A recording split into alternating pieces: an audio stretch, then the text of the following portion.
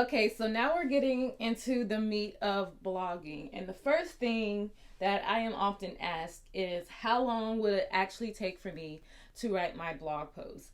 Now, that's going to depend on the level you are at, but if you already had a lot of your primary keyword research done in the beginning, meaning your keyword research list is already done, so you're basically taking a keyword off of that list, and then you're going to start with this first step, which is your research. Even though I have keyword research here, this means we're doing a lot of analysis. We're also getting some of our secondary keywords at this point, and we're starting to formulate the type of things that we're going to have to talk about in our article. So during this time period, we're also going to find out how many people are searching for that topic. Then we're going to analyze the primary keyword, and then we're going to add secondary keywords. Like I said, we're going to get all of the questions that people are asking for in the Google snippet section. We're also going to start to brainstorm on how we're going to format that keyword, how we're going to actually answer that question for the audience. Is it going to be through a listicle? Is it going to be a guide? Is it going to be a how-to? So that's what we're going to do at this point of the blog writing journey. In the beginning, this portion right here may take about 30 minutes, but I would say if you are advanced in your blogging or if you are intermediate, this section right here should take about 10 minutes, 5 to 10 minutes, depending on if you already have your keyword done. So this section will just say 5 minutes. Now we're going over to our title, and we just did a really big training on coming up with your title. Now the title is going to be focused on this part right here, which is your keyword.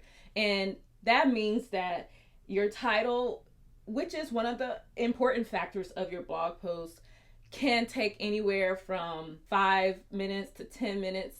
You don't have to spend that much time on it, but still it is important. And you do have the tool like Bramework that I showed you how to use it to come up with a title. But now that you have that title template sheet that I gave you, this part is going to take a lot faster than if you had nothing to go by. And we know based on the type of article, if it's a how-to or listicle, that's going to be kind of the deciding factor of how your title is going to go. So I'll say for your title, I'll do 10 minutes because I don't want you to, this is an important part. I don't want you to go too fast on it.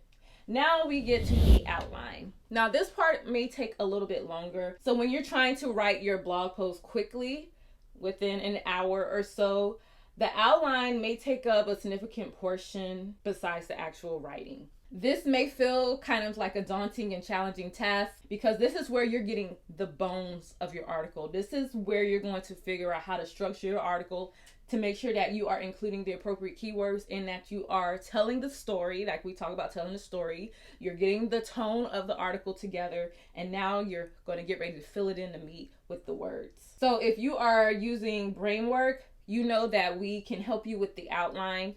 But usually, as you can see, I'm going to show you on this screen right here. Whenever I have my outline, I first start with my keyword. And then once I have my keyword, I type it into Google or Brainwork or any of your favorite keyword tools. I type it in there, but I like to start with Google first because it's Google. That's where I'm trying to get my traffic from. So once I see that keyword, then I'll see the little snippets. Google usually has a little bar, and then there'll be like snippets there. And those snippets, those questions, those are the things that I'm going to think about. Well, are these questions related to the type of article I'm writing? And is that something that I can actually include in my article? Like, can I add those questions somewhere in the article in a natural way?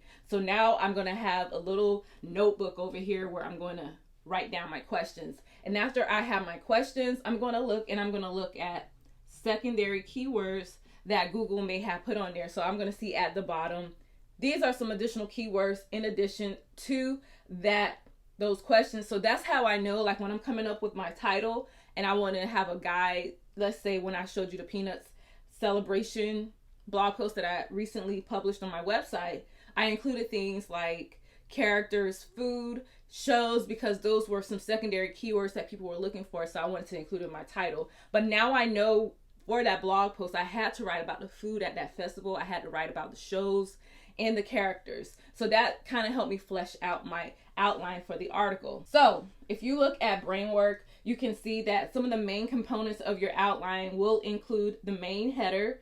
Then you're going to have your intro, and your main header is just basically the title of the blog post. And you have your intro.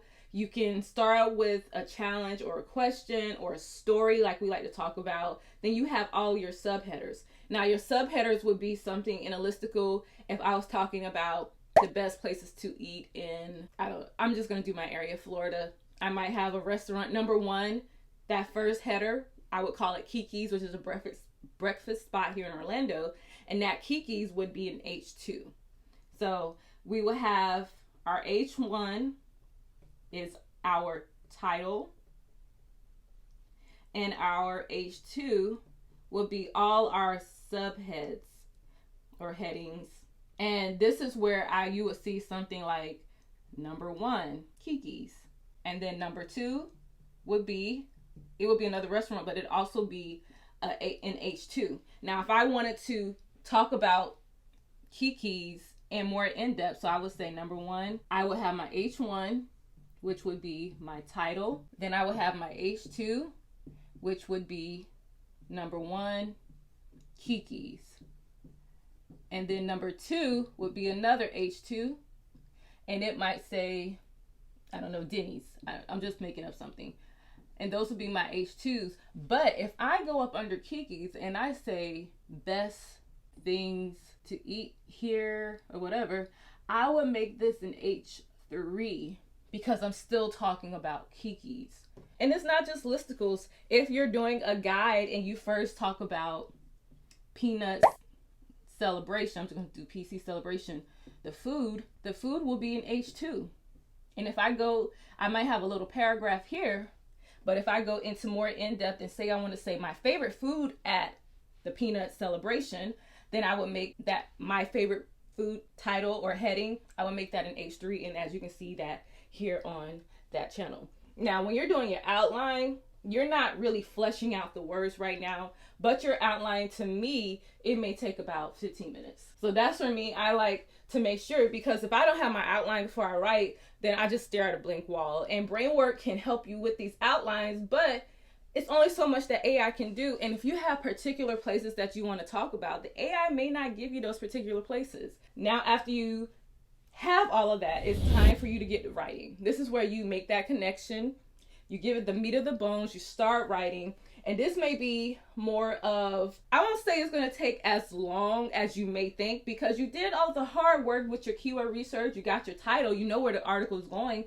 And your outline is basically the flesh of it. So all you're doing is filling in the blanks of everything. So if I'm talking about what are the best places to eat in Florida, one of the questions that I may have that's a part of that outline might be, where can I get cheap food in Florida? That might be something I include in an article. I don't have to, but I know that in my outline, a lot of people kept asking that question. So I might include it in the article towards the end. I might even include a section on tips of dining in Florida if I feel like that might be helpful for the reader.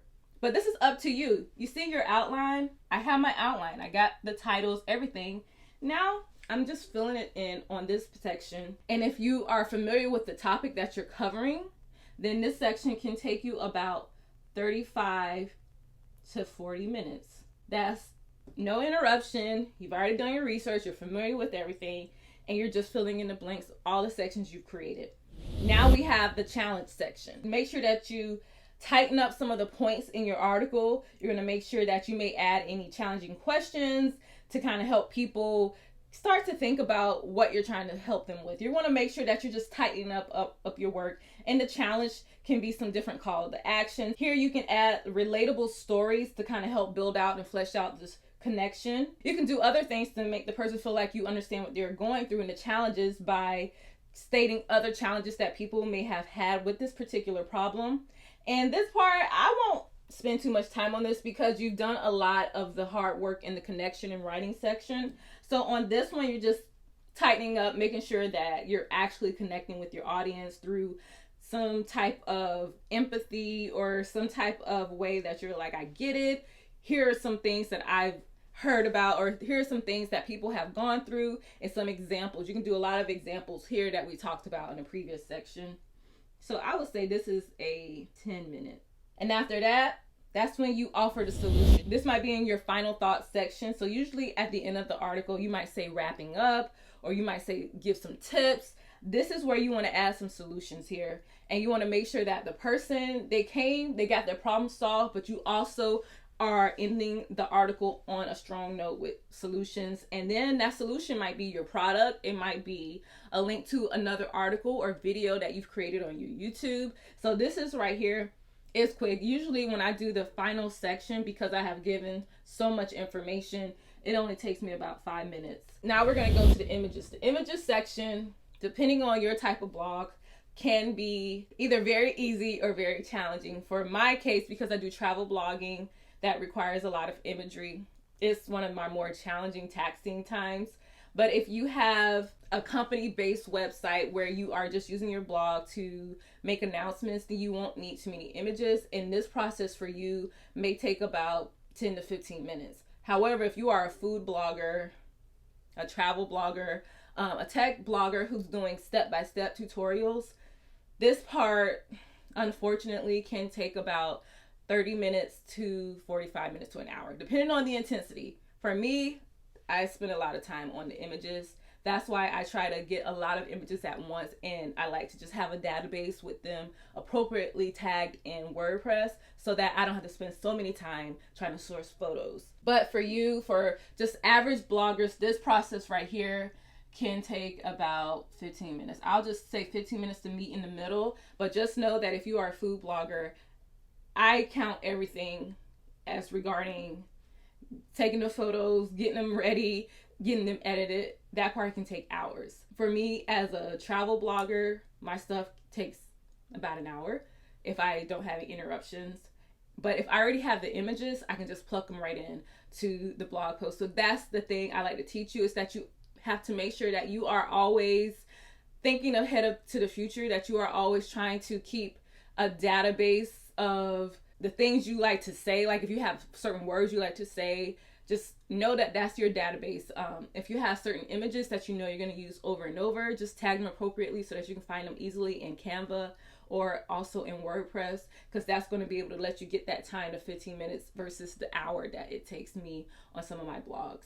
So now we're going to get to interlinking, and this can be linking to articles within your website, which definitely do, and that's also linking outside of your website, external linking, and that's to a resource or a reference that you may have used to kind of help build up your article. I always believe in giving the people the proper reference and link, especially if you use some of their information. Let's just do that. Just be ethical. If you got a type of information from somebody that may have been unique on their website, just send them a link, and so that your users know that you got that resource from them. And then also interlink throughout your own website, because that's really good at building up your website for SEO standards. And you can see how I do it here on my website. I do a lot of interlinking because I love to link to myself, because, you know, if you have created all this data, all this content, then you have to link to yourself. But I also love linking to the resources. So for this one, interlinking won't take you long. It could take you about 5 minutes if you just spend some time just straight interlinking, not being distracted. And then we have the metadata. This is where you are adding tags on your website. You can see them at the right hand corner of WordPress. This is also where you are categorizing your blog post. You are creating the meta description, and your meta description, if you have the Yoast plugin, it lets you know how long your meta description should be before it begins to get truncated by Google. And something about your meta description is that you always want to include your keyword in it. And if you are using the question approach that I talked about in a previous lesson, where the first sentence I like to ask a question, that is a good thing to add to the meta description, because if somebody's looking at your blog on the Google results page and they see everybody just dive right in talking about something, if you have something with a question like, are you looking for the cheapest tickets to Florida? That's going to stand out, because that person is actually looking for the cheapest tickets to Florida. So I would include that type of question in my meta description on my blog post. And after I ask that question, I usually like to say, if you've come to the right place. Here are the 10 And then sometimes if I can't include the whole sentence in there and I know like it's not going to be completed, I'll just truncate it myself. That way I put the power in myself and I'll put a little ... So let me write that really quick for you so I can give you an example about Florida tickets. Are you looking for cheap Florida tickets? And then I'll say, if so, comma, you're in the best place. I don't know. And then I know it's about to get truncated by Google. So I know whatever I'm about to say after this, it's not going to fit in space. So I'll just start with here are, and right when the person's like, what are? You didn't finish. I'll just do ... so that they can click like, what are they? And sometimes Google just do their own meta description, but at least I know I controlled it somewhat and I made it work for me. Because I know if I pick this and I say this and I truncate my own sentence, then I'm creating some type of curiosity so that that reader who's looking at the first page of Google and they're seeing all these options, but then they see this meta description, you're like, I like that. I'm gonna click on that article. So for meta descriptions, that part, maybe like 5 minutes. It doesn't take too long. All right, now we're at our call to actions. And depending on your type of article, so if you have an affiliate-based article where you're reviewing products and anything like that, then I would say I would just keep the CTAs more focused on the products in that article. But if you have a regular guide or a listicle of some sort, I would just use CTAs throughout it. So I like to link to other articles. As you can see on here, I might say something as to recommended, and then I'll put the article that I recommend. Or I might say, if you want more theme park travel tips, visit my YouTube channel if I'm trying to grow my YouTube channel. Or I might have an embed for you to go sign up for my email list. That will be throughout the article. And at the end of the article, you can end it with some type of CTA to the next article, or you can end it with some type of CTA to purchase your product or get on your email list. But this part right here, pretty fast, 5 minutes. Now, we went through the whole process of what each section of your blog post would take. Average, remember there are outliers where some people might be shorter, some people might be way longer, but I just wanted to give you like an average. So let's just count this up, and I am going to get my calculator because I don't want to try to figure out math. And the pharmacist side of me, I have to double check, make sure I have the right numbers. It is going to be 105 minutes, almost 2 hours. Almost 2 hours. So that's how long it can technically take for you to write a blog post. Of course, we have tools like Bramework that can cut this down in half to about an hour or 30 minutes, depending on how well you know the article content and how fast you can get through your writing, or if you're just really going to depend solely on the AI. But you know, that's not what we teach here.